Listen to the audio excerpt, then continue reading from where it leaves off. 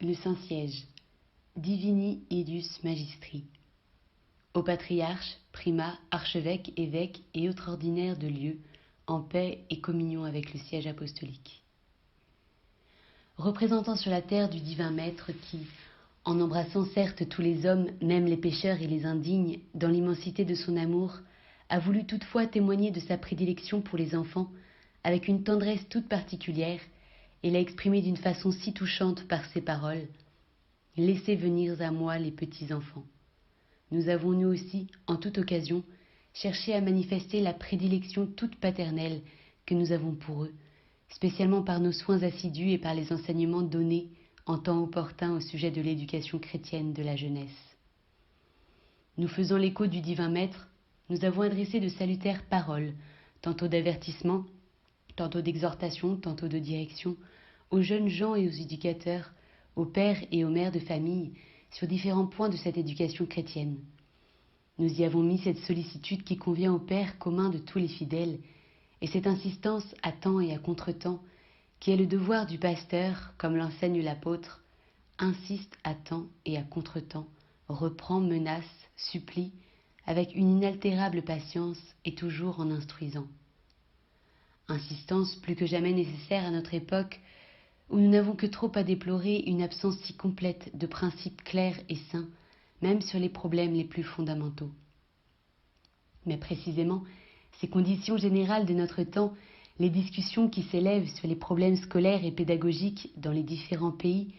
le désir que par suite nous ont manifesté avec une filiale confiance beaucoup d'entre vous et beaucoup de vos fidèles, vénérables frères, enfin, notre affection si profonde, comme nous l'avons dit pour la jeunesse, nous poussent à revenir plus expressément sur cette matière, sinon pour la traiter, doctrine et pratique, dans toute son ampleur inépuisable, du moins pour en reprendre les premiers principes, mettre en pleine lumière les principales conclusions et en indiquer les applications pratiques. Que cela soit le souvenir qu'en notre jubilé sacerdotal, avec une intention et une affection toutes spéciales, nous dédions à la chère jeunesse et recommandons à tous ceux qui ont mission et devoir de s'occuper de son éducation. En vérité, on n'a jamais autant que de nos jours discuté sur l'éducation. Aussi les inventeurs de nouvelles théories pédagogiques se multiplient-ils.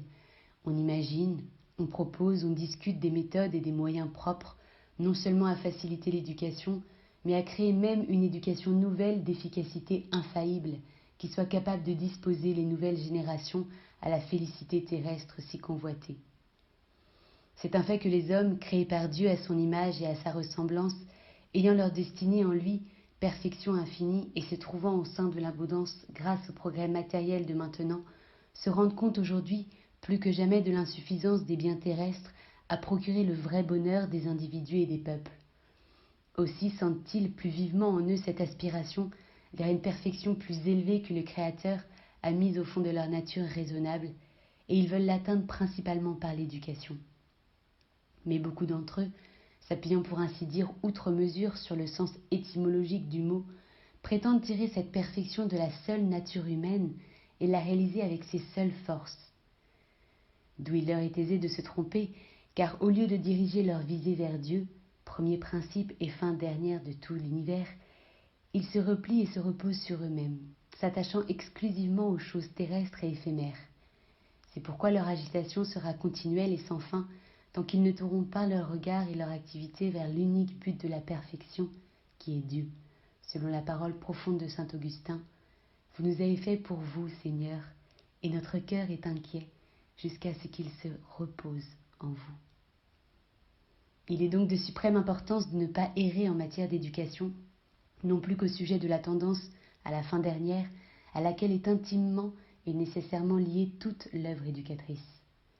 En fait, puisque l'éducation consiste essentiellement dans la formation de l'homme, lui enseignant ce qu'il doit être et comment il doit se comporter dans cette vie terrestre pour atteindre la fin sublime en vue de laquelle il a été créé,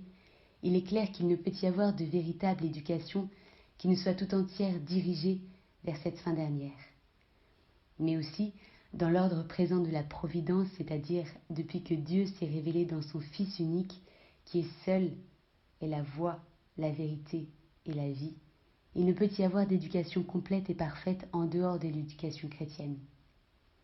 On voit par là l'importance suprême de l'éducation chrétienne, non seulement pour chaque individu, mais aussi pour les familles et pour toute la communauté humaine dont la perfection suit nécessairement la perfection des éléments qui la composent. Pareillement, des principes énoncés ressortent clairement et avec évidence l'excellence, peut-on dire incomparable, de l'œuvre de l'éducation chrétienne, puisqu'elle a pour but, en dernière analyse, d'assurer aux âmes de ceux qui en sont l'objet la possession de Dieu. Le souverain bien et à la communauté humaine le maximum de bien-être réalisable sur cette terre, ce qui s'accomplit de la part de l'homme de la manière la plus efficace qui soit possible lorsqu'il coopère avec Dieu au perfectionnement des individus et de la société. L'éducation, en effet, imprime aux âmes la première, la plus puissante et la plus durable direction dans la vie, selon une sentence du sage bien connu. Le jeune homme suit sa voie, et même lorsqu'il sera vieux, il ne s'en détournera pas. C'est ce qui faisait dire avec raison à saint Jean Chrysostome, qu'y a-t-il de plus grand que de gouverner les âmes et de former les jeunes gens aux bonnes mœurs? Mais aucune parole ne nous révèle mieux la grandeur, la beauté et l'excellence surnaturelle de l'œuvre de l'éducation chrétienne que la sublime expression d'amour par laquelle notre Seigneur Jésus, s'identifiant avec les enfants, déclare « Quiconque reçoit en mon nom un de ces petits enfants me reçoit ». Cependant, pour ne pas commettre d'erreur dans cette œuvre de souveraine importance et pour lui donner avec l'aide de la grâce divine la meilleure direction possible, il est nécessaire d'avoir une idée claire et exacte de l'éducation chrétienne et de ses éléments essentiels. À qui appartient-il de donner l'éducation? Quel est le sujet de l'éducation? Quelles conditions du milieu requiert-elle nécessairement? Quelle est la fin et la forme propre de l'éducation chrétienne selon l'ordre établi par Dieu dans l'économie de sa providence? L'éducation est nécessairement œuvre de l'homme en société, non de l'homme isolé. Or, il y a 3 sociétés nécessaires établies par Dieu, à la fois distinctes et harmonieusement unies entre elles au sein desquelles l'homme vient au monde. 2 sont d'ordre naturel, la famille et la société civile. La 3e, l'Église, est d'ordre surnaturel. En premier lieu, la famille instituée immédiatement par Dieu pour sa fin propre, qui est la procréation et l'éducation des enfants. Elle a, pour cette raison, une priorité de nature et par suite une priorité de droit par rapport à la société civile. Néanmoins, la famille est une société imparfaite puisqu'elle n'a pas en elle-même tous les moyens nécessaires pour atteindre sa perfection propre, tandis que la société civile est une société parfaite car elle a en elle tous les moyens nécessaires à sa fin propre, qui est le bien commun temporel. Elle a donc, sous cet aspect, c'est-à-dire par rapport au bien commun, la prééminence sur la famille, qui trouve précisément dans la société civile la perfection temporelle qui lui convient. La 3e société dans laquelle l'homme, par le baptême, naît à la vie divine de la grâce est l'Église, société d'ordre surnaturel et universel, société parfaite aussi, parce qu'elle a en elle tous les moyens requis pour sa fin, qui est le salut éternel des hommes. À elle donc la suprématie dans son ordre. En conséquence, l'éducation qui s'adresse à l'homme tout entier comme individu et comme être social, dans l'ordre de la nature et dans celui de la grâce, appartient à ces 3 sociétés nécessaires dans une mesure proportionnée et correspondante selon le plan actuel de la providence établie par Dieu à la coordination de leurs fins respectives. Et d'abord, elle appartient d'une manière suréminente à l'Église à 2 titres d'ordre surnaturel que Dieu lui a conférés à elle exclusivement et qui sont, pour ce motif, absolument supérieurs à tout autre titre d'ordre naturel. Le premier titre se trouve dans la mission expresse et l'autorité suprême du magistère que son divin fondateur lui a donné. Toute puissance m'a été donnée dans le ciel et sur la terre. Allez donc, enseignez toutes les nations, les baptisant au nom du Père et du Fils et du Saint-Esprit, leur apprenant à garder tout ce que je vous ai commandé. Et voici que je suis avec vous tous les jours jusqu'à la consommation des siècles. À ce magistère, le Christ a conféré l'infaillibilité en même temps qu'il donnait à l'Église la mission d'enseigner sa doctrine. Il en résulte que celle-ci a été établi par son divin auteur comme la colonne et le fondement de la vérité pour enseigner à tous les hommes la foi divine, pour en conserver entier et inviolé le dépôt qui lui a été confié, pour conduire et conformer les hommes, leurs mutuelles relations et leurs actions, à l'honnêteté des mœurs et à l'intégrité de la vie selon la règle de la doctrine révélée. Le second titre est la maternité surnaturelle par laquelle l'Église, épouse immaculée du Christ, engendre, nourrit et élève les âmes dans la vie divine de la grâce par ses sacrements et son enseignement. C'est pourquoi saint Augustin affirme à bon droit que celui-là n'aura pas Dieu pour père qui aura refusé d'avoir l'Église pour mère. Cependant, pour ce qui concerne l'objet propre de sa mission éducatrice, c'est-à-dire la foi et la règle des mœurs, Dieu lui-même a fait l'Église participante de son divin magistère et l'a mise par privilège divin à l'abri de l'erreur. Elle est donc la maîtresse suprême et très sûre des hommes, et elle a reçu un droit inviolable au libre exercice de son magistère. La conséquence nécessaire en est l'indépendance de l'Église vis-à-vis de tout pouvoir terrestre, aussi bien dans l'origine que dans l'exercice de sa mission éducatrice, et non seulement dans ce qui concerne l'objet propre de cette mission, mais aussi dans le choix des moyens nécessaires ou convenables pour la remplir. De là, à l'égard de toute autre science humaine et de tout enseignement qui, considérés en eux-mêmes, sont le patrimoine de tous, individus et sociétés, l'Église a le droit indépendant d'en user et surtout d'en juger, dans la mesure où ils peuvent se montrer utiles ou contraires à l'éducation chrétienne. Il en est ainsi parce que l'Église, en tant que société parfaite, a un droit indépendant sur les moyens propres à sa fin, et que tout enseignement, comme toute action humaine, a une relation nécessaire de dépendance vis-à-vis de la fin dernière de l'homme, et ne peut dès lors se soustraire aux règles de la loi divine, dont l'Église est la gardienne, l'interprète et la maîtresse infaillible. C'est ce que Pie X de sainte mémoire a clairement exprimé. Quoi que fasse un chrétien, même dans l'ordre des choses terrestres, il ne lui est pas permis de négliger les biens surnaturels. Bien plus, il doit, selon les enseignements de la sagesse chrétienne, diriger toute chose vers le souverain bien comme vers la fin dernière. En outre, toutes ses actions en tant que bonnes ou mauvaises moralement, c'est-à-dire en tant que conformes ou non au droit naturel et divin, sont sujettes au changement et à la juridiction de l'Église. Il vaut la peine de remarquer combien parfaitement a su comprendre et exprimer cette doctrine catholique fondamentale un laïc, écrivain admirable autant que penseur profond et consciencieux. Quand l'Église dit que la morale lui appartient vraiment, par là elle n'entend pas affirmer que celle-ci est exclusivement dans son domaine, mais qu'elle lui revient dans sa totalité. Elle n'a jamais prétendu qu'en dehors d'elle et sans son enseignement, l'homme ne puisse connaître aucune vérité morale. Au contraire, elle a même réprouvé cette doctrine plus d'une fois, parce qu'elle s'est montrée sous plus d'une forme. Certes, elle dit encore, comme elle l'a dit et le dit toujours, que par l'institution qu'elle a reçue de Jésus-Christ et par le Saint-Esprit qui lui a été envoyé au nom de Jésus-Christ par le Père, elle seule possède originairement et sans pouvoir la perdre, la vérité morale tout entière dans laquelle sont comprises toutes les vérités morales particulières, aussi bien celles que l'homme peut arriver à connaître par le seul moyen de la raison, que celles qui font partie de la révélation ou qui peuvent s'en déduire. C'est donc de plein droit que l'Église se fait la promotrice des lettres, des sciences et des arts, dans la mesure où tout cela peut être nécessaire ou profitable à l'éducation chrétienne comme à toute son œuvre de salut des âmes, fondant même et entretenant des écoles et des institutions qui lui sont propres, en tout genre de sciences et à tout degré de culture. De plus, l'éducation physique elle-même, comme on l'appelle,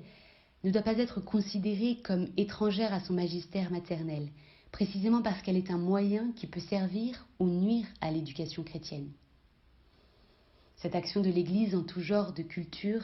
est un secours immense pour les familles et pour les nations qui se perdent sans le Christ, comme le remarque justement saint Hilaire. Qu'y a-t-il de plus périlleux pour le monde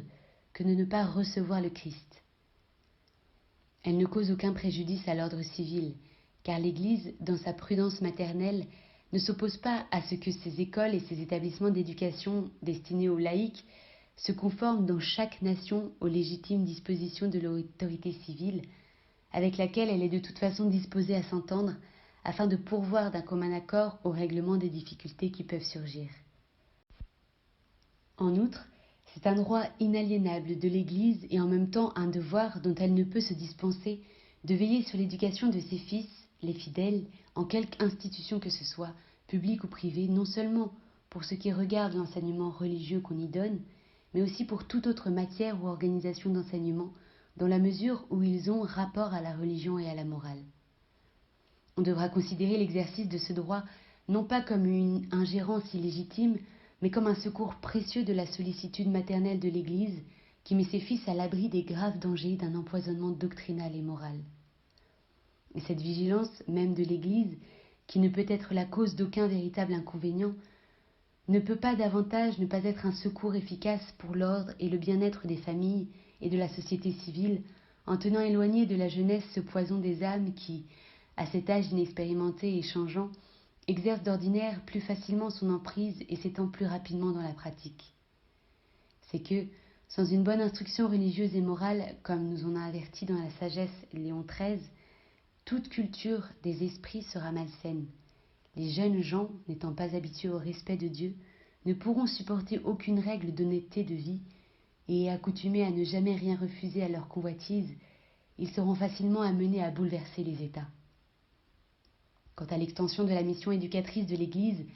elle atteint toutes les nations sans exception, selon le commandement du Christ. Enseigner toutes les nations. Et il n'y a pas de puissance terrestre qui puisse légitimement s'y opposer ou l'empêcher. Et d'abord, elle s'étend à tous les fidèles dont, comme une mère très tendre, elle prend un soin diligent. C'est pour eux que, dans tous les siècles, elle a créé et fait prospérer une multitude d'écoles et d'institutions dans toutes les branches du savoir. En effet, comme nous l'avons dit dans une récente occasion, jusque dans le lointain Moyen-Âge, où étaient si nombreux, on a été jusqu'à dire trop nombreux,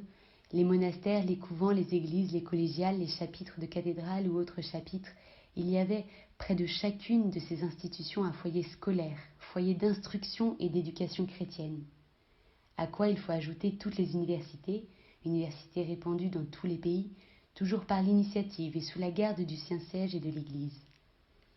Ce spectacle magnifique qu'aujourd'hui nous voyons mieux parce qu'il est plus proche de nous et plus grandiose, comme le comportent les conditions de notre siècle, fut le spectacle de tous les temps. Et ceux qui les étudient et les confrontent entre eux, les événements, restent émerveillés de ce que l'Église a su faire dans cet ordre des choses, émerveillés de la matière dont elle a su correspondre à la mission que Dieu lui avait confiée de former les générations humaines à la vie chrétienne et obtenir tant de fruits et des résultats si magnifiques. Mais si nous admirons que l'Église ait su en tout temps rassembler autour d'elle par centaines, par milliers, par millions les enfants confiés à sa mission éducatrice, nous ne devons pas être moins frappés en réfléchissant de ce qu'elle a su faire, non seulement sur le terrain de l'éducation, mais sur celui de l'enseignement proprement dit. Car si tant de trésors de culture, de civilisation, de littérature ont pu être conservés, ont le droit à la conduite de l'Église qui, même dans les temps les plus reculés et les plus barbares, a su projeter une si belle lumière sur le champ des lettres, de la philosophie, de l'art et particulièrement de l'architecture. L'Église a su et pu accomplir de si grandes choses parce que sa mission éducatrice embrasse même les infidèles, tous les hommes étant appelés à entrer dans le royaume de Dieu et à obtenir le salut éternel. De même que, de nos jours, ces missions répandent par milliers les écoles dans les régions et les pays qui ne sont pas encore chrétiens, des deux rives du Gange au fleuve jaune et aux grandes îles de l'archipel de l'Océanie, du continent noir à la terre de feu et à l'Alaska glacé. Ainsi, dans tous les temps, par ses missionnaires, l'Église a formé à la vie chrétienne et à la civilisation les peuples qui, aujourd'hui, constituent les diverses nations chrétiennes du monde civilisé. Il est donc évident,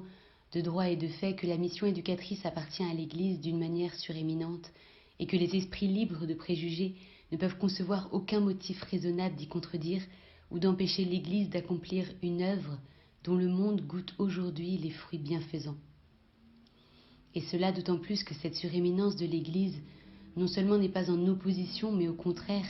est en parfaite harmonie avec les droits de la famille et de l'État et avec ceux de chaque individu en tout ce qui concerne la juste liberté de la science, des méthodes scientifiques et de toute culture profane en général. C'est que, pour donner tout de suite la raison fondamentale de cette harmonie, l'ordre surnaturel auquel appartiennent les droits de l'Église, bien loin de détruire ou d'amoindrir l'ordre naturel dont relèvent les autres droits mentionnés, l'élève et le perfectionne, les deux ordres se prêtant ainsi un mutuel appui et se complétant pour ainsi dire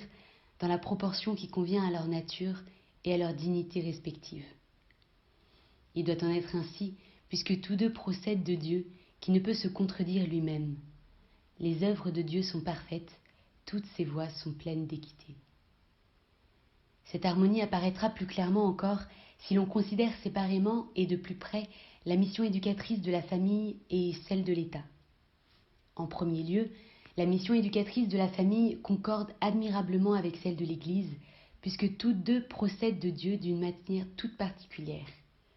En effet, dans l'ordre naturel, Dieu communique immédiatement à la famille la fécondité, principe de vie, donc principe de droit de former à la vie, en même temps que l'autorité, principe d'ordre. Le docteur Angélique dit avec son habituelle clarté de pensée et sa précision de style, le Père, selon la chair, participe d'une manière particulière à la notion de principe qui, dans son universalité, se trouve en Dieu. Le Père est principe de la génération, de l'éducation et de la discipline, et de tout ce qui se rapporte au perfectionnement de la vie humaine. La famille reçoit donc immédiatement du Créateur la mission et conséquemment de droit de donner à l'éducation à l'enfant, droit inaliénable parce que inséparablement uni au strict devoir corrélatif, droit antérieur à n'importe quel droit de la société civile et de l'État, donc inviolable par quelque puissance terrestre que ce soit. De cette inviolabilité, le docteur Angélique donne la raison. Le Fils, en effet, dit-il, est par nature quelque chose du Père. Il s'ensuit que, de droit naturel, le Fils, avant l'usage de la raison, est sous la garde de son Père. Ce serait donc aller contre la justice naturelle si l'enfant, avant l'usage de la raison, était soustrait aux soins de ses parents ou si l'on disposait de lui en quelque façon contre leur volonté. Et puisque les parents ont l'obligation de donner leurs soins à l'enfant jusqu'à ce que celui-ci soit en mesure de se suffire, il faut admettre qu'il conserve aussi longtemps le même droit inviolable sur son éducation. La nature, en effet, poursuit le docteur Angélique, ne vise pas seulement à la génération de l'enfant, mais aussi à son développement et à son progrès pour l'amener à l'état parfait de l'homme en tant qu'homme, c'est-à-dire à l'état de vertu. Partant, la sagesse juridique de l'Église s'exprime-t-elle sur ce sujet avec précision, clarté et entière plénitude de sens dans le code du droit canonique. Les parents ont la très grave obligation de veiller, selon tout leur pouvoir, à l'éducation tant religieuse et morale que physique et civique de leurs enfants. Ils doivent aussi pourvoir à leur bien temporel. Le sens commun de tous les hommes est tellement unanime sur ce point que tous ceux qui osent soutenir que l'enfant, avant d'appartenir à la famille, appartient à l'État et que l'État a sur l'éducation un droit absolu, se mettent en contradiction ouverte avec lui. D'ailleurs, la raison que ceux-ci mettent en avant, à savoir que l'homme naît d'abord citoyen et pour ce motif appartient d'abord à l'État, est insoutenable. Ils ne réfléchissent pas en effet que l'homme, avant d'être citoyen, doit exister, et que cette existence, il ne la reçoit pas de l'État, mais de ses parents. Léon XIII l'a déclaré avec quelle sagesse. Les fils sont quelque chose du Père, comme une extension de la personne paternelle. Et pour parler en toute exactitude, ils entrent dans la société civile non par eux-mêmes immédiatement, mais par l'intermédiaire de la communauté domestique dans laquelle ils sont nés. Ainsi donc, dit encore Léon XIII dans la même encyclique, le pouvoir du Père est de telle nature qu'il ne peut être ni supprimé ni absorbé par l'État, parce qu'il a avec la vie humaine elle-même un principe commun. Il ne suit pas de là que le droit à l'éducation des enfants soit chez les parents absolu ou arbitraire, car il reste inséparablement subordonné à la fin dernière et à la loi naturelle et divine, comme le déclare Léon XIII, encore dans une autre mémorable encyclique sur les principaux devoirs des citoyens, où il donne en résumé la somme des droits et des devoirs des parents. De par la nature, les parents ont le droit de former leurs enfants, mais ils ont en plus le devoir de mettre leur instruction et leur éducation en parfait accord avec la fin pour laquelle ils les ont reçus par un bienfait de Dieu. Les parents doivent donc employer toute leur force et une persévérante énergie à repousser tout genre d'injustice en cet ordre de choses, à faire reconnaître d'une manière absolue le droit qu'ils ont d'élever leurs enfants chrétiennement, comme c'est leur devoir, et le droit surtout de les refuser à ces écoles dans lesquelles il y a péril qu'ils ne boivent le funeste poison de l'impiété. Qu'on le remarque bien, ce devoir qu'a la famille de donner l'éducation aux enfants comprend non seulement l'éducation religieuse et morale, mais encore l'éducation physique et civique, principalement en tant qu'elle peut avoir rapport avec la religion et la morale. Ce droit incontestable de la famille a été plusieurs fois reconnu juridiquement par des nations qui ont souci de respecter le droit naturel dans leur organisation civile. Ainsi, pour citer un exemple parmi les plus récents, la Cour suprême de la République des États-Unis de l'Amérique du Nord tranchait une très grave controverse en déclarant « L'État n'a nullement le pouvoir général d'établir un type uniforme d'éducation pour la jeunesse en la contraignant à recevoir l'instruction seulement dans les écoles publiques. » Et elle en donne la raison du droit naturel. L'enfant n'est pas une simple créature de l'État. Ceux qui l'élèvent et le dirigent ont le droit et en même temps l'important devoir de le former et de le préparer à l'accomplissement de ses autres obligations. L'histoire est là pour témoigner comment, spécialement dans les temps modernes, des cas se sont présentés et se présentent encore de violations par l'État des droits que le Créateur a conférés à la famille. Mais elle montre aussi splendidement comment l'Église a toujours pris ces droits sous sa tutelle pour les défendre. La meilleure preuve en est la confiance spéciale des familles à l'égard des écoles de l'Église, comme nous l'écrivions dans notre récente lettre au cardinal secrétaire d'État. La famille s'est vite aperçue de cet état des choses, et depuis les premiers temps du christianisme jusqu'à nos jours, les parents, même s'ils ont peu ou point croyants, envoient et présentent par millions leurs enfants aux instituts d'éducation fondés et dirigés par l'Église. C'est que l'instinct paternel, qui vient de Dieu, se tourne avec confiance vers l'Église, sûr d'y trouver protection pour les droits de la famille, et en un mot, cette harmonie que Dieu a voulu mettre dans l'ordre des choses. Et en effet, bien que l'Église, consciente comme elle l'est de sa mission divine universelle et de l'obligation qu'ont tous les hommes de pratiquer l'unique vraie religion, ne se lasse pas de revendiquer pour elle le droit et de rappeler aux parents leur devoir de faire baptiser et d'élever chrétiennement les enfants de parents catholiques, elle reste cependant si jalouse de l'inviolabilité du droit naturel de la famille en matière d'éducation qu'elle ne consent pas, sinon sous toutes des conditions et garanties déterminées, à baptiser les enfants d'infidèles ou à disposer de leur éducation de quelque manière que ce soit contre la volonté de leurs parents, aussi longtemps que les enfants ne peuvent se déterminer d'eux-mêmes à embrasser librement la foi. Nous sommes donc en possession, comme nous l'avons relevé dans notre discours déjà cité, de deux faits d'une très haute importance. D'un côté, l'Église, qui met à la disposition des familles son rôle de maîtresse et d'éducatrice,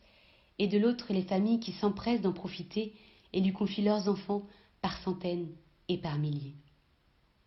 Ces deux faits rappellent et proclament une grande vérité, très importante dans l'ordre moral et social. Ils disent que la mission éducatrice appartient avant tout, surtout et en premier lieu, à l'Église et à la famille, qu'elle leur appartient de droit naturel et divin, donc inévitablement, sans dérogation et sans remplacement possible. De cette mission éducatrice qui appartient avant tout à l'Église et à la famille, comme il ne peut provenir, nous l'avons vu, que de grands avantages pour la société tout entière, ainsi il n'en peut résulter aucune atteinte aux droits authentiques et personnels de l'État sous le rapport de l'éducation des citoyens selon l'ordre établi par Dieu. Ces droits sont communiqués à la société civile par l'auteur même de la nature, non pas à un titre de paternité comme à l'Église et à la famille,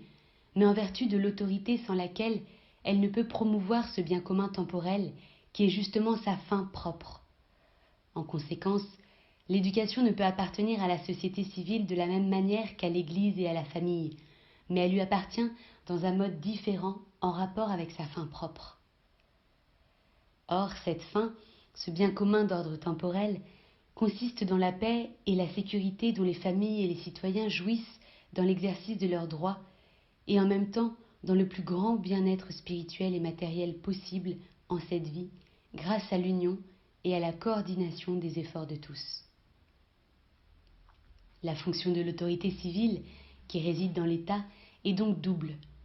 Protéger et faire progresser la famille et l'individu, mais sans les absorber ou s'y substituer. En matière donc d'éducation, c'est le droit, ou pour mieux dire, le devoir de l'État de protéger par ses lois le droit antérieur défini plus haut qu'à la famille sur l'éducation chrétienne de l'enfant, et par conséquent aussi de respecter le droit surnaturel de l'Église sur cette même éducation. Pareillement, c'est le devoir de l'État de protéger le même droit de l'enfant dans le cas où il y aurait déficience physique ou morale chez les parents par défaut, par incapacité ou par indignité.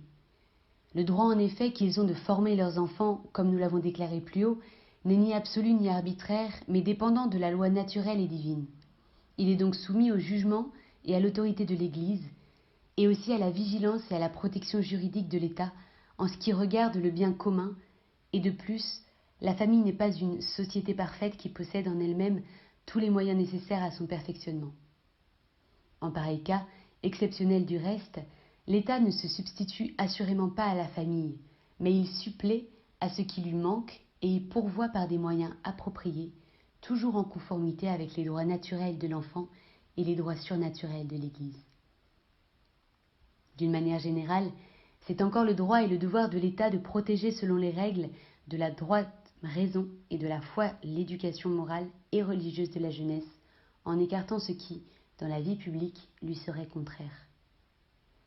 Il appartient principalement à l'État, dans l'ordre du bien commun, de promouvoir de toutes sortes de manières l'éducation et l'instruction de la jeunesse. Tout d'abord, il favorisera et aidera lui-même l'initiative de l'Église et des familles et leur action, dont l'efficacité est démontrée par l'histoire et par l'expérience. De plus, il complétera cette action lorsqu'elle n'atteindra pas son but ou qu'elle sera insuffisante. Il le fera même au moyen d'écoles et d'institutions de son ressort, car l'État, plus que tout autre, est pourvu de ressources mises à sa disposition pour subvenir aux besoins de tous, et il est juste qu'il en use à l'avantage de ceux-là, même dont elles proviennent. En outre, l'État peut exiger et dès lors faire en sorte que tous les citoyens aient la connaissance nécessaire de leurs devoirs civiques et nationaux, puis un certain degré de culture intellectuelle, morale et physique qui, vu les conditions de notre temps, est vraiment requis pour le bien commun. Toutefois, il est clair que dans toutes ces manières de promouvoir l'éducation et l'instruction publique et privée, l'État doit respecter les droits innés de l'Église et de la famille sur l'éducation chrétienne et observer en outre la justice distributive. Est donc injuste et illicite tout monopole de l'éducation et de l'enseignement qui oblige physiquement ou moralement les familles à envoyer leurs enfants dans les écoles de l'État, contrairement aux obligations de la conscience chrétienne ou même à leurs légitimes préférences. Cela n'empêche pas cependant que, pour la bonne administration de la chose publique et pour la sauvegarde de la paix à l'intérieur et à l'extérieur, qui sont choses si nécessaires au bien commun et qui exigent des aptitudes et une préparation spéciale, l'État ne se réserve l'institution et la direction d'écoles préparatoires à certains services publics, et particulièrement à l'armée, pourvu encore qu'il ait soin de ne pas violer les droits de l'Église et des familles dans ce qui les touche. Il n'est pas inutile d'insister ici sur cette remarque d'une façon particulière, parce que de nos jours, où se répand un nationalisme aussi ennemi de la vraie paix et de la prospérité que plein d'exagération et de fausseté, on a coutume de dépasser la mesure dans la militarisation de ce qu'on appelle l'éducation physique des jeunes gens, et parfois même des jeunes filles, ce qui est contre nature même des choses humaines. Souvent encore, le jour du Seigneur, cette préparation envahit outre mesure le temps qui doit être consacré aux devoirs religieux ou passé dans le sanctuaire de la vie familiale. Nous ne voulons pas, du reste, blâmer ce qu'il peut y avoir de bon dans l'esprit de discipline et de légitime hardiesse inspiré par ces méthodes, mais seulement de tout excès, comme par exemple l'esprit de violence, qu'on ne doit pas confondre avec l'esprit de force, ni avec le noble sentiment de courage militaire dans la défense de la patrie et de l'ordre public, comme encore l'exaltation de l'ascétisme qui, même à l'âge classique païen, a marqué la dégénérescence et la décadence de la véritable éducation physique. De plus, en général, la société civile et l'État sont en droit de revendiquer ce qu'on peut appeler l'éducation civique, non seulement de la jeunesse, mais encore de tous les âges et de toutes les conditions.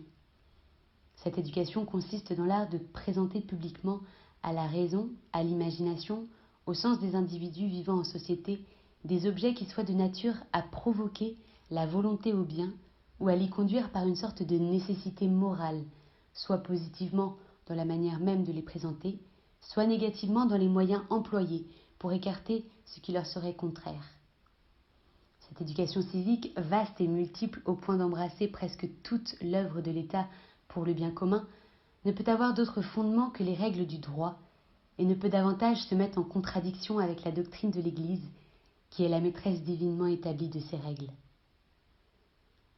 Tout ce que nous avons dit jusqu'ici sur l'œuvre de l'État par rapport à l'éducation a pour fondement très solide et immuable la doctrine catholique sur la constitution chrétienne des États, si remarquablement exposée par notre prédécesseur Léon XIII, surtout dans les encycliques Immortale Dei et Sapientia Christine. Dieu, dit Léon XIII,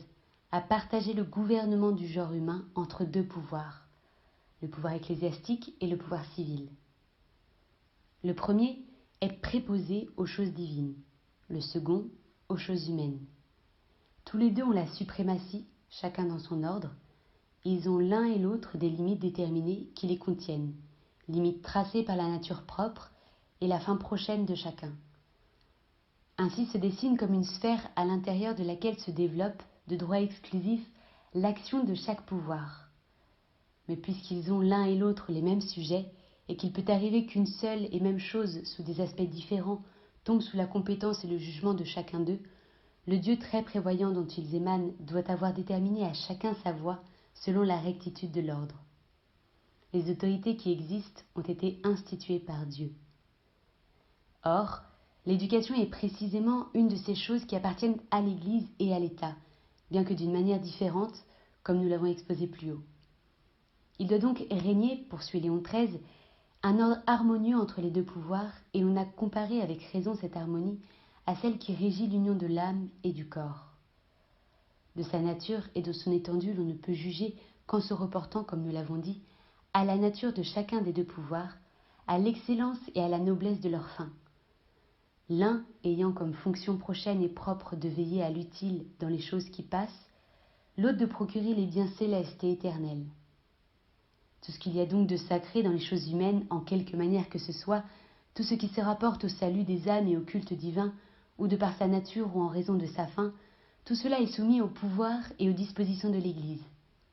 Le reste, qui ne sort pas de l'ordre civil et politique, dépend à bon droit de l'autorité civile, car Jésus-Christ a commandé de donner à César ce qui est à César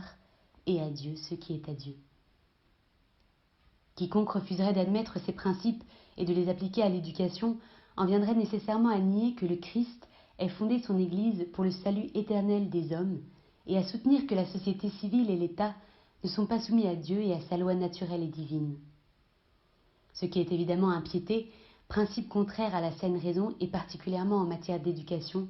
chose extrêmement pernicieuse à la bonne formation de la jeunesse, ruineuse assurément pour la société civile elle-même et le bien-être véritable de la communauté humaine. Au contraire, de l'application de ces principes, la droite formation des citoyens reçoit nécessairement le plus grand secours. Les faits le démontrent pleinement à toutes les époques.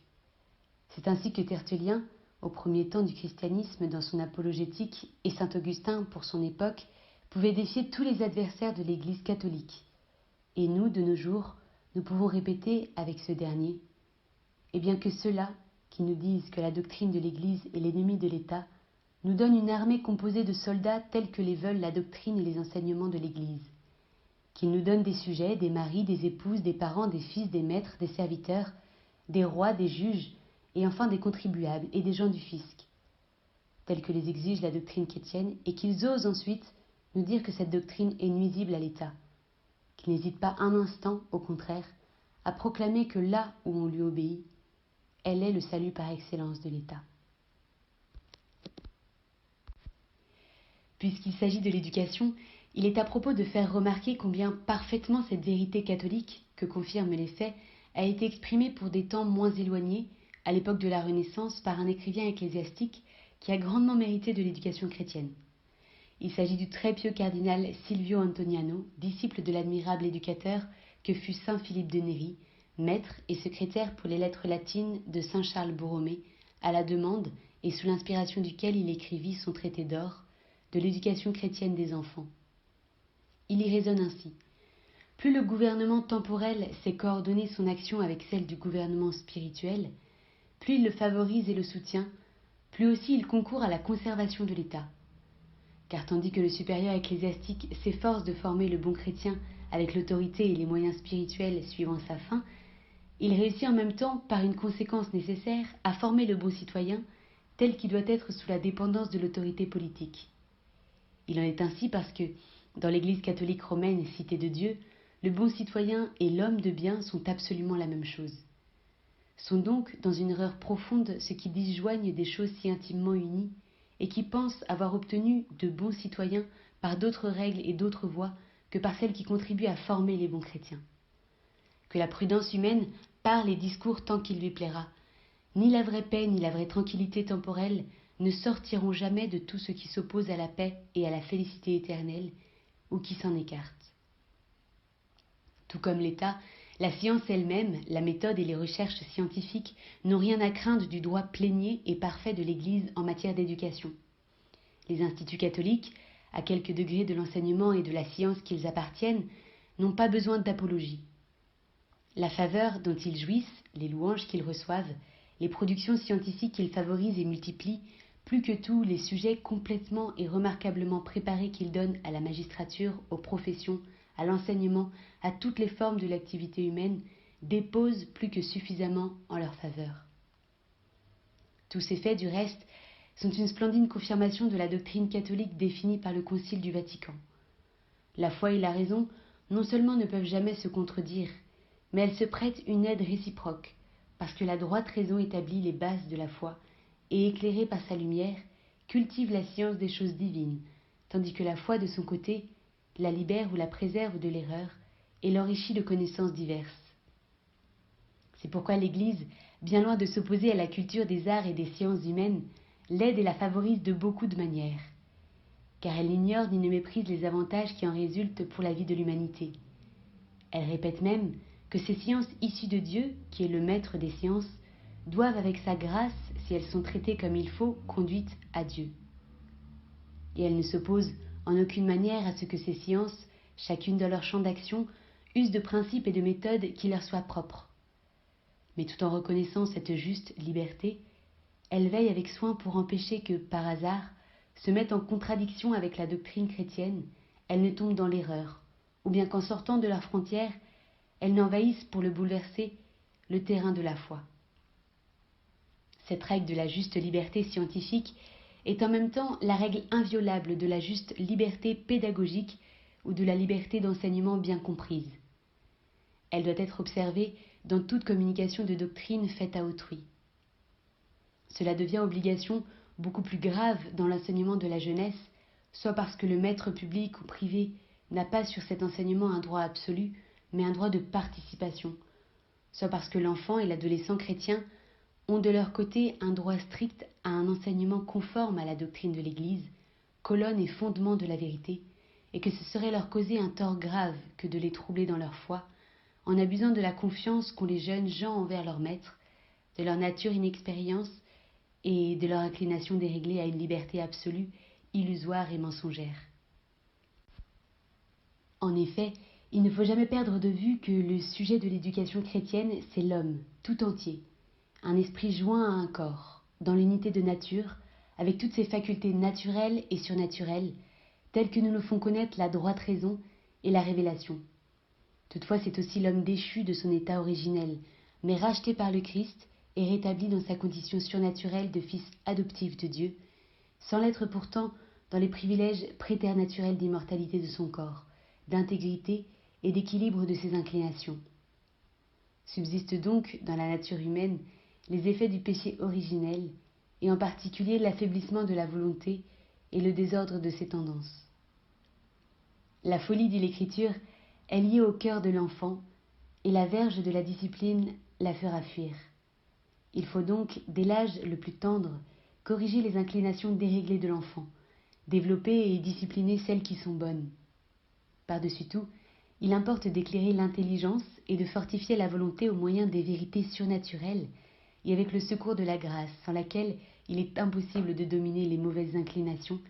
et d'atteindre la perfection requise par l'action éducatrice de l'Église,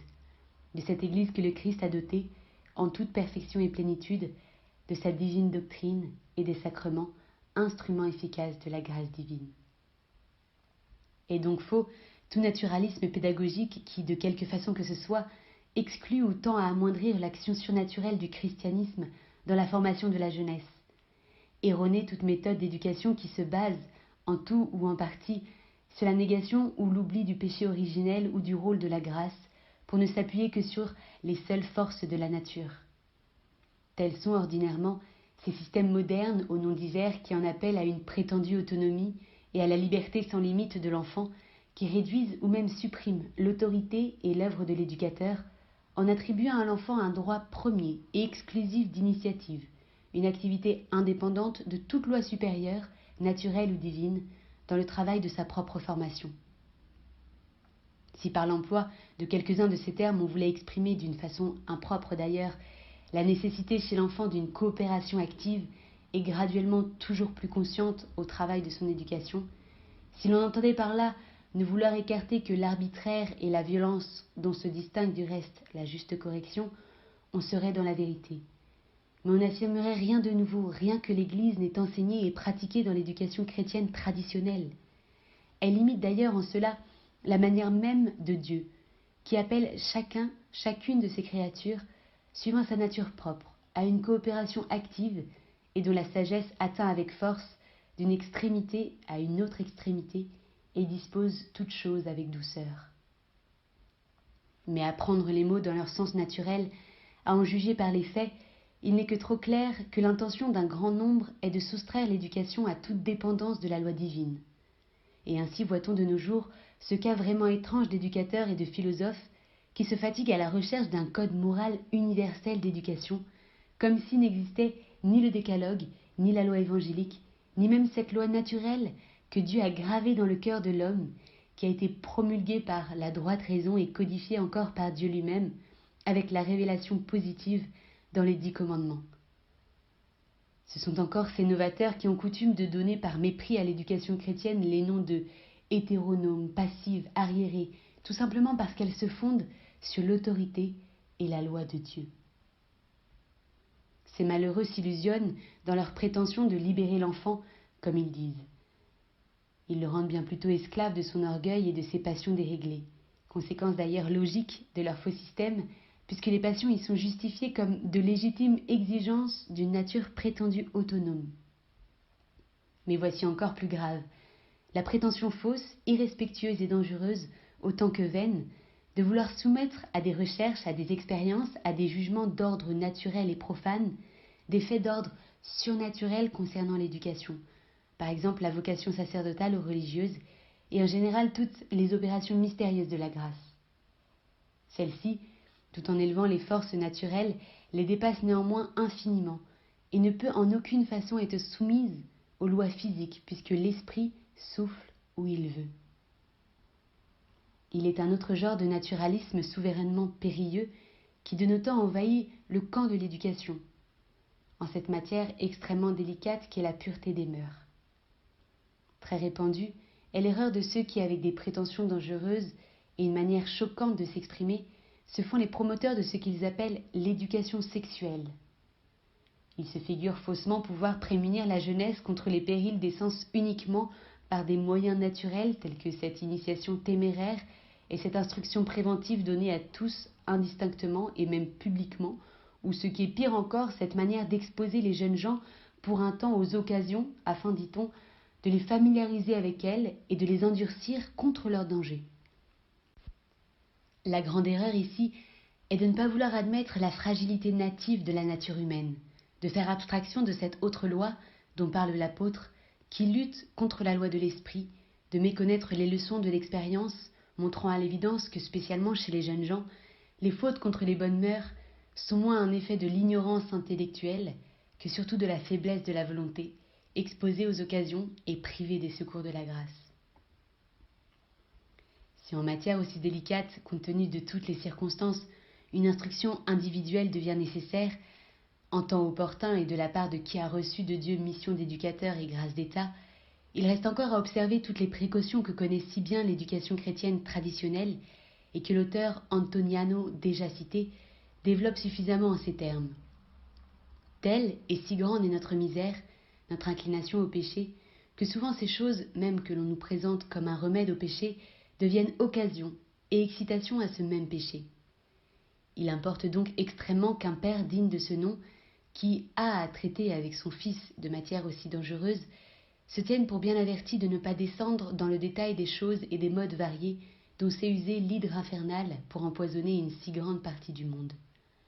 Autrement, au lieu d'éteindre le foyer du mal, il risquerait de l'allumer et de l'activer imprudemment dans le cœur encore si simple et délicat de son enfant. Généralement parlant d'ailleurs, tant que dure l'enfance, il conviendra de se contenter de ces moyens qui, par eux-mêmes, font entrer dans l'âme la vertu de chasteté et ferment la porte au vice. C'est une erreur du même genre, et non moins pernicieuse à l'éducation chrétienne que cette méthode dite de coéducation des sexes, méthode fondée elle aussi, aux yeux d'un grand nombre, sur un naturalisme négateur du péché originel. En outre, pour tous ces tenants, elle provient d'une confusion d'idées déplorables qui remplace la légitime communauté de vie entre les hommes par la promiscuité et le nivellement égalitaire.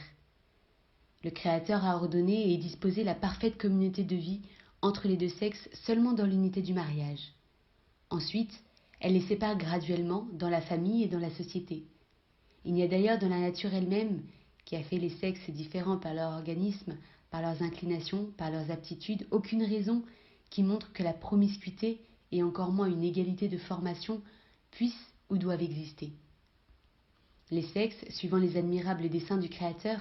sont appelés à se compléter réciproquement dans la famille et dans la société, et justement par leur diversité même.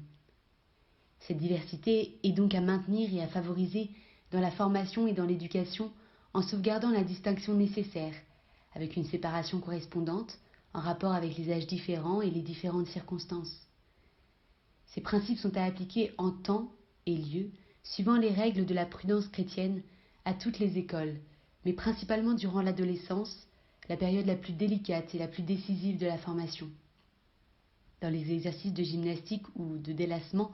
que l'on ait particulièrement égard aux exigences de la modestie chez les jeunes filles, pour qui il est d'une souveraine inconvenance de se montrer et de s'exhiber aux yeux de tout le monde. Nous ressouvenant des paroles redoutables du divin Maître, « Malheur au monde à cause des scandales ». Nous adressant un pressant appel à votre sollicitude et à votre vigilance, vénérables frères, au sujet de ces erreurs, on ne peut plus pernicieuses, qui, trop largement, se répandent dans le peuple chrétien pour le plus grand dommage de la jeunesse. Pour assurer la perfection de l'éducation, il importe souverainement encore que tout ce qui entoure l'enfant durant la période de sa formation, c'est-à-dire cet ensemble de conditions extérieures que l'on appelle ordinairement le milieu, soit en parfaite harmonie avec le but proposé. Le premier milieu naturel et nécessaire de l'éducation est la famille, précisément destinée à cette fin par le Créateur. De règle donc, l'éducation la plus efficace et la plus durable sera celle qui sera reçue dans une famille chrétienne et bien ordonnée et bien disciplinée, et son efficacité sera d'autant plus grande qu'y brilleront plus clairement et plus constamment les bons exemples, surtout des parents, puis des autres membres de la famille. Nous n'avons pas ici l'intention, même en nous réduisant au point essentiel, de parler expressément de l'éducation domestique. La matière est trop vaste et les traités spéciaux d'auteurs anciens ou modernes ne manquent pas, qui exposent d'une manière excellente la doctrine catholique sur ce sujet. Parmi eux, nous apparaît digne d'une mention particulière le livre d'or d'Antoniano, intitulé De l'éducation chrétienne des enfants, livre que saint Charles Borromée faisait lire publiquement aux parents rassemblés dans les églises.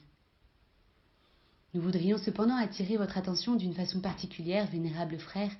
sur la lamentable décadence de l'éducation familiale à notre époque.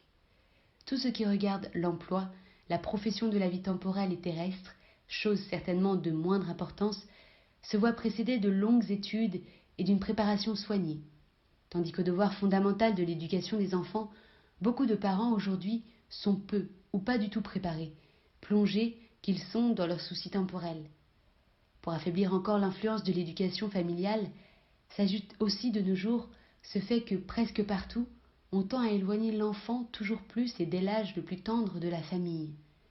On a pour cela divers prétextes, raisons d'ordre économique, tirées des nécessités de l'industrie et du commerce, raisons d'ordre politique. Il est tel pays même où l'enfant est arraché à la famille sous prétexte de formation. Le mot juste serait déformation ou dépravation, pour être livré dans des groupements et des écoles sans Dieu, à l'irréligion et à la haine, conformément aux théories d'un socialisme extrémiste, véritable renouvellement d'un massacre des innocents plus horrible que le premier.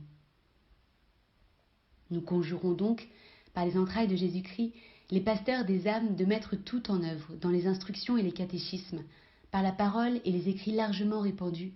pour rappeler aux parents chrétiens leurs très graves obligations.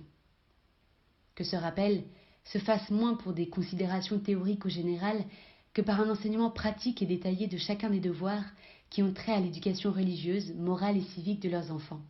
leur signalant les méthodes les plus propres à réaliser efficacement cette éducation, en plus du bon exemple de leur propre vie. C'est à de semblables instructions pratiques que ne dédaigne pas de descendre l'apôtre des nations dans ses lettres, en particulier dans son épître aux Éphésiens. Entre autres choses, il y donne cet avertissement. Parents, n'excitez pas vos fils à la colère. Pareille provocation à la colère, en effet, est moins la conséquence d'une excessive sévérité que surtout du manque de patience, de l'ignorance des moyens propres à une fructueuse correction et du relâchement, hélas,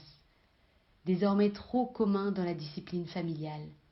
car c'est ainsi que grandissent chez les adolescents les passions qu'on n'a pas su dompter. Que les parents donc, et avec eux tous les éducateurs, s'appliquent à user en toute rectitude de l'autorité qui leur a été confiée par Dieu, dont ils sont en un sens très réel les vicaires, qu'ils en usent non pour leur propre commodité, mais pour une consciencieuse formation de leurs enfants dans cette sainte et filiale crainte de Dieu, fondement de la sagesse et seule base solide du respect de l'autorité,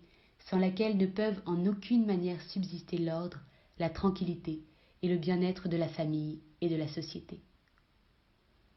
La divine bonté a pourvu à la faiblesse de la nature humaine déchue en multipliant les secours de sa grâce et tous les autres moyens dont il a enrichi son Église, cette grande famille du Christ, qui pour cette raison est le meilleur éducateur, le plus étroitement et le plus harmonieusement uni à celui de la famille chrétienne. Ce milieu éducateur de l'Église ne s'entend pas seulement de ces sacrements divinement institués pour donner la grâce, de ces rites tout merveilleusement éducatifs, ni même de l'enceinte maternelle du temple chrétien, lui aussi si admirablement formateur par le langage de sa liturgie et de son art, mais encore de l'abondance et de la variété de ses écoles, associations et institutions de tout genre, qui ont pour but de former la jeunesse à la piété, en y joignant l'étude des lettres et des sciences, sans oublier les délassements et la culture physique. Dans cette inépuisable fécondité d'œuvres éducatives se montre l'admirable en même temps qu'incomparable providence maternelle de l'Église. Et non moins admirable est l'harmonie dont nous venons de parler, qu'elle sait maintenir avec la famille chrétienne, si bien que l'on peut dire en toute vérité que l'Église et la famille constituent un temple unique de l'éducation chrétienne. Il est nécessaire, d'une part, que les nouvelles générations soient instruites dans les arts et les sciences qui font la richesse et la prospérité de la société civile. D'autre part, la famille est incapable par elle-même d'y pourvoir suffisamment. De là est sortie l'institution sociale de l'école. Mais qu'on le remarque bien, ceci se fit d'abord par l'initiative de la famille et de l'Église bien avant l'intervention de l'État.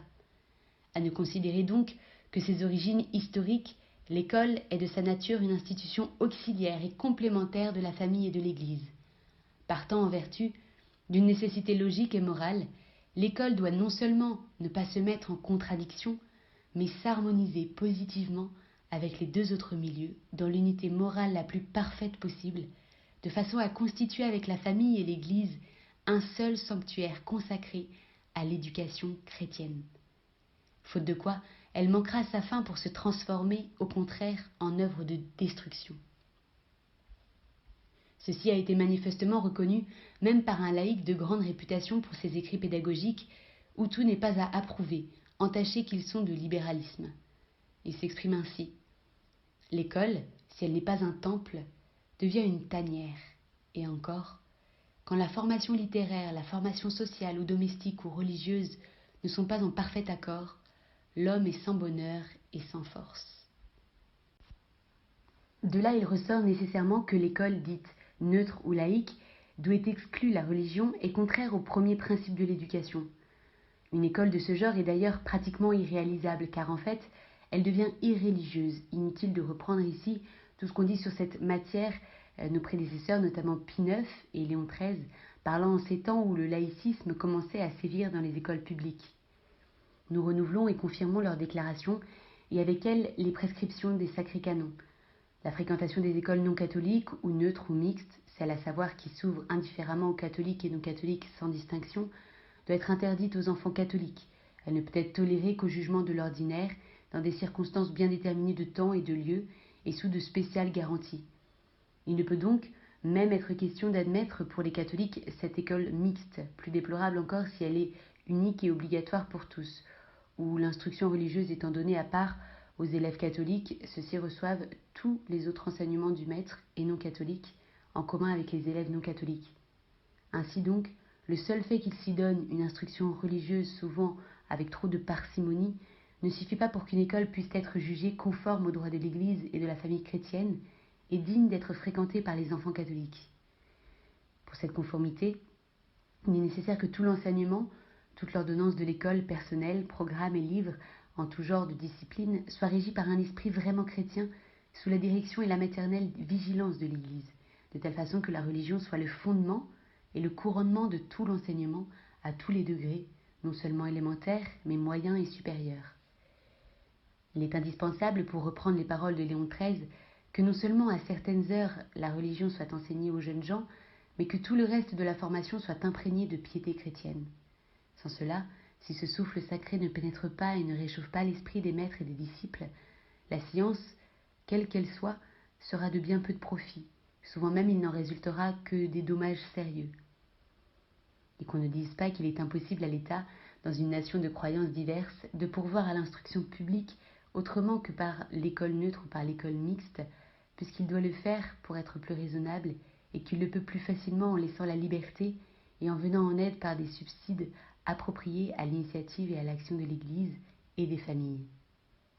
Que cela soit réalisable à la satisfaction des familles et pour le bien de l'instruction, de la paix et de la tranquillité publique, l'exemple de certains peuples divisés en plusieurs confessions religieuses le démontre.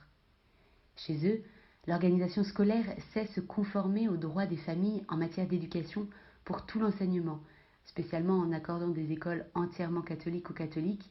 mais ils observent encore le respect de la justice distributive, l'État donnant des subsides à toute école voulue par les familles. En d'autres pays de religion mixte, les choses se passent autrement, mais là au prix d'une lourde charge pour les catholiques.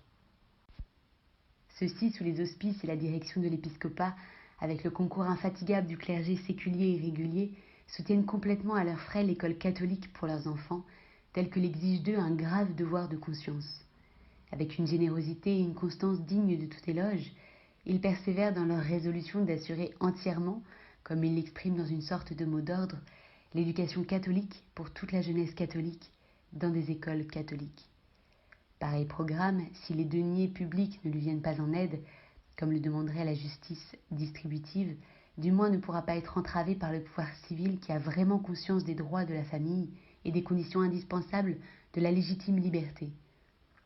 Mais là aussi, où cette liberté élémentaire est empêchée ou contrecarrée de différentes manières, les catholiques ne s'emploieront jamais assez, fût-ce au prix des plus grands sacrifices, à soutenir et à défendre leurs écoles, comme à obtenir des lois justes en matière d'enseignement. Ainsi, tout ce que font les fidèles pour promouvoir et défendre l'école catholique destinée à leurs fils est œuvre proprement religieuse et partant devient un devoir essentiel de l'action catholique. Elles sont donc particulièrement chères à notre cœur paternel et vraiment dignes d'une haute approbation, toutes ces associations spéciales qui, chez différentes nations, s'appliquent avec tant de zèle à une œuvre si nécessaire. Qu'il soit donc proclamé hautement qu'il soit bien entendu et reconnu par tous que, en procurant l'école catholique à leurs enfants, les catholiques de n'importe quelle nation ne font nullement œuvre politique de parti, mais œuvre religieuse indispensable à la paix de leur conscience, qui ne cherchent pas du tout à séparer leurs fils du corps et de l'esprit de la nation, mais bien au contraire à leur donner l'éducation la plus parfaite et la plus capable de contribuer à la prospérité du pays. Un bon catholique, en effet, en vertu même de la doctrine catholique, est le meilleur des citoyens, attaché à sa patrie, loyalement soumis à l'autorité civile établie sous n'importe quelle forme légitime de gouvernement.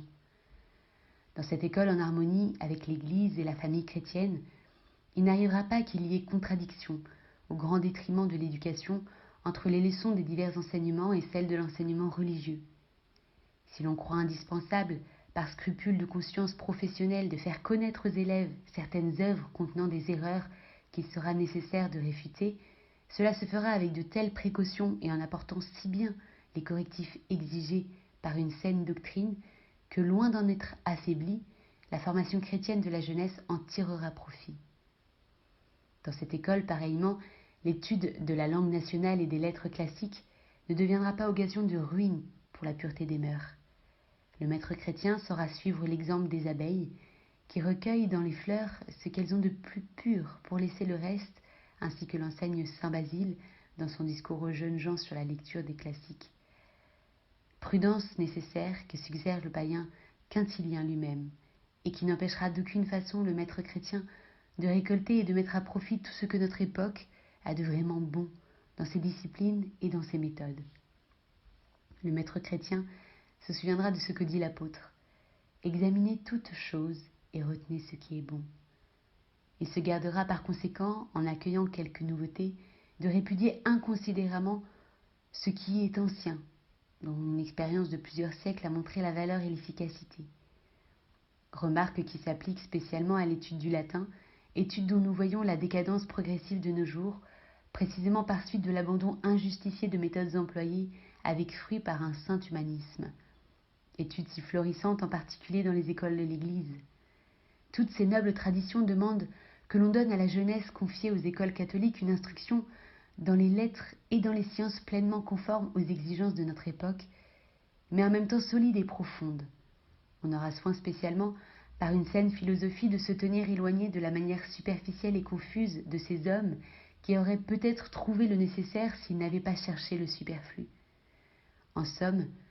tout maître chrétien aura présent à l'esprit ce que Léon XIII exprimait en une brève formule: que l'on mette ses efforts et son plus grand zèle non seulement à appliquer une méthode bien adaptée et solide, mais plus encore à donner à l'enseignement lui-même des lettres et des sciences une conformité parfaite avec la foi catholique, surtout dans la philosophie, dont dépend une grande partie la grande direction des autres sciences. C'est moins la bonne organisation que les bons maîtres qui font les bonnes écoles. Ceux-ci parfaitement préparés et instruits, chacun dans la partie qu'il doit enseigner, ornés de toutes les qualités intellectuelles et morales que réclament leur si importante fonction, soient enflammés d'un amour pur et surnaturel pour les jeunes gens qui leur sont confiés, les aimant par amour pour Jésus-Christ et pour l'Église, dont ils sont les fils privilégiés, ayant par cela même sincèrement à cœur le bien véritable des familles et de la patrie. Et c'est bien ce qui nous remplit l'âme de consolation et de reconnaissance envers la bonté divine, de voir à côté des religieux enseignants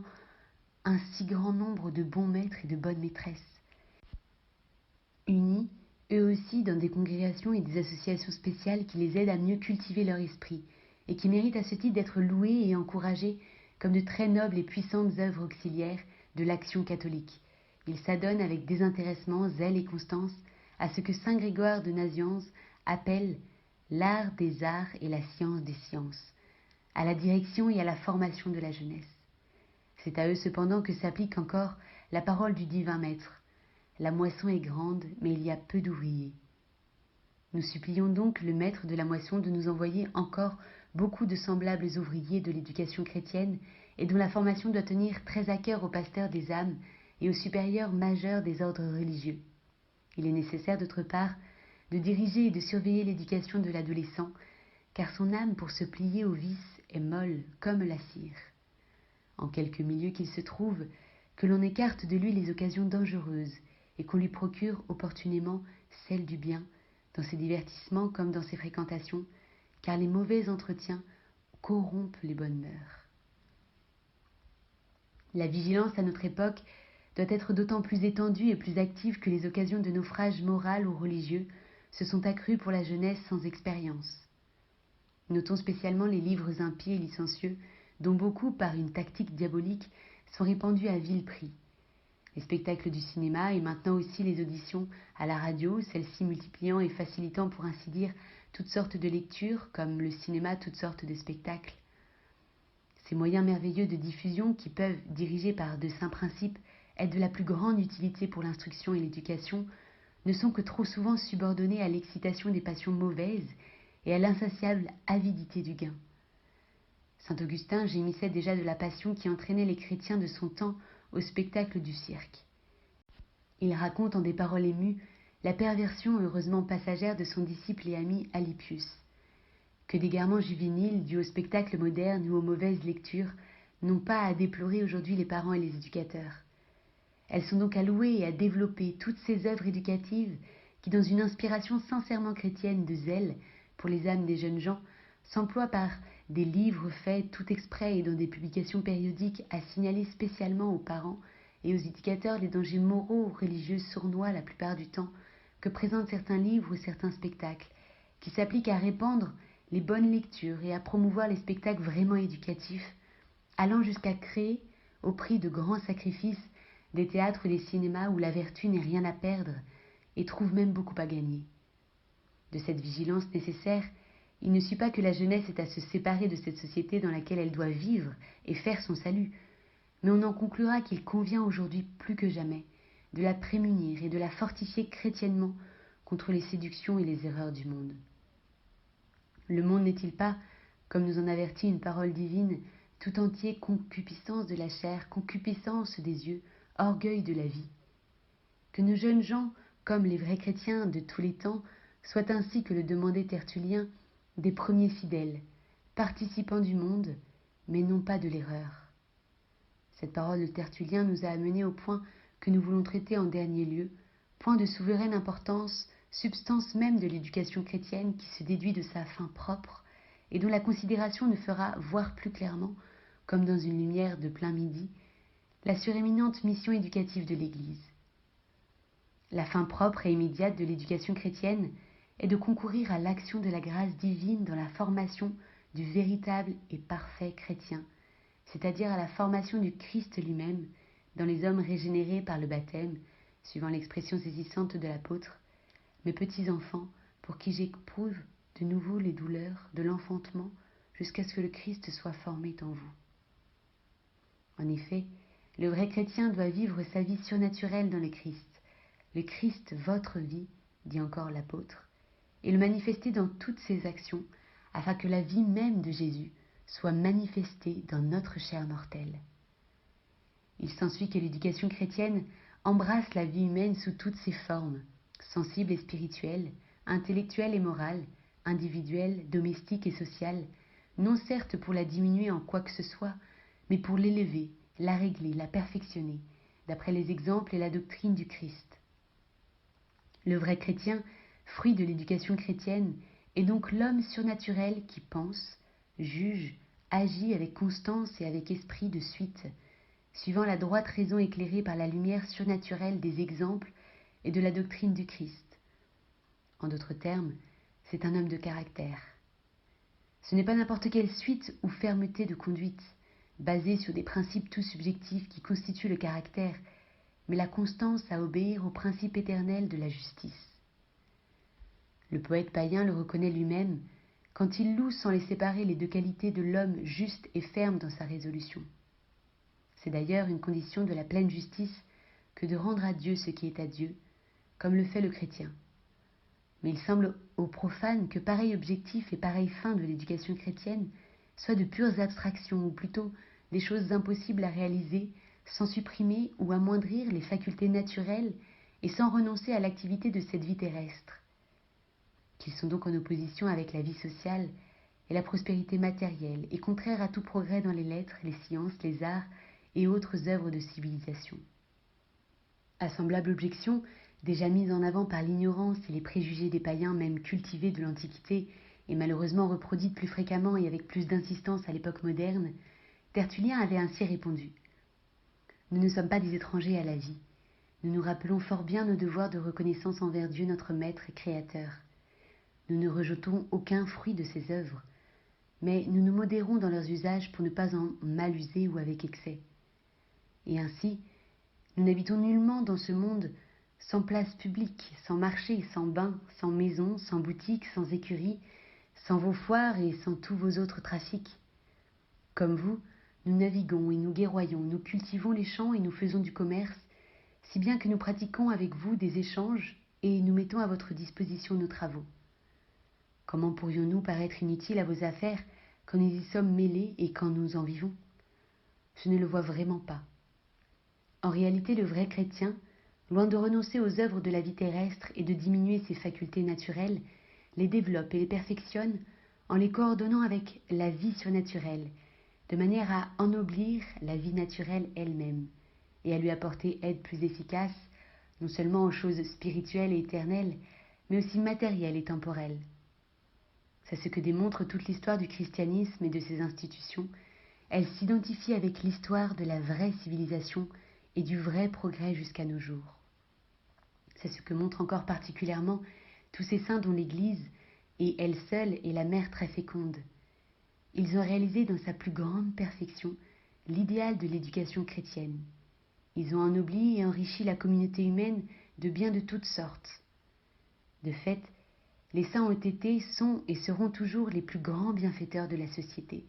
comme aussi les modèles les plus parfaits pour toutes les classes et toutes les professions, tous les états et toutes les conditions de vie, depuis le simple et rustique paysan jusqu'au savant et au lettré,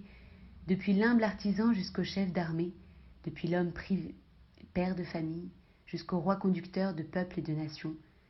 depuis les petites filles et les femmes au foyer domestique jusqu'aux reines et aux impératrices. Et que dire à ne considérer que les résultats obtenus pour le bien-être matériel de l'immense travail accompli par ces missionnaires de l'Évangile,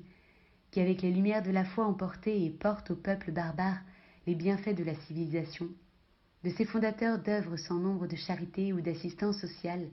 de ce cortège interminable de saints éducateurs ou de saintes éducatrices qui ont perpétué et multiplié leur action par leur féconde institution d'éducation chrétienne, aide pour les familles et avantages inappréciables pour les nations. Les voilà donc ces fruits bienfaisants sous tous les rapports que produit l'éducation chrétienne, justement grâce à cette vie et cette vertu surnaturelle dans le Christ qu'elle développe et forme dans l'homme.